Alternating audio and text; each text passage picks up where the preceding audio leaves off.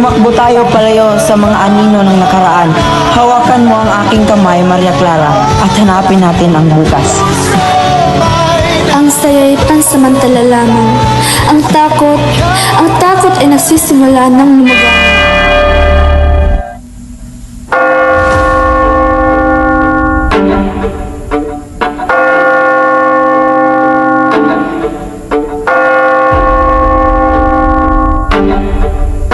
Sa loob ng mga pader na ito, sa ilalim ng banal na tingin, hinahanap ko ang kapayapaan.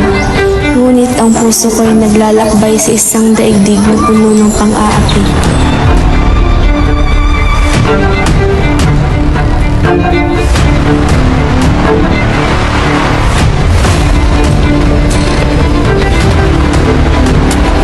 Pinagkakaya ko ang pakilala sa inyong lahat ang anak ng aking nasirang kaibigan.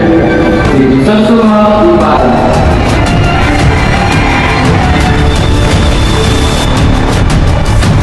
Kailanman hindi ko naging kaibigan ninyong ama.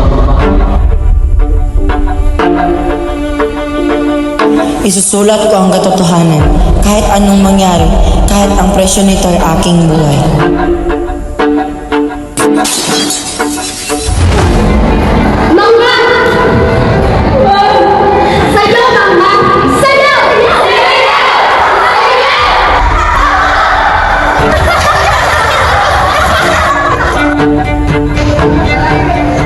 Lo siento.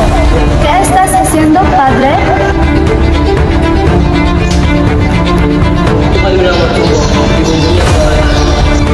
Basilio! Mga anak! Nandito na si Inay! Nasaan na kayo? Christopher! Basilio!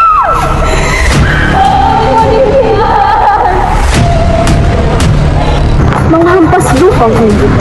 Hindi niyo ba ako nakikilala? Ako si Doña Victorina Espadanya. At kailangan niyo akong igalang, mga hampas lupa.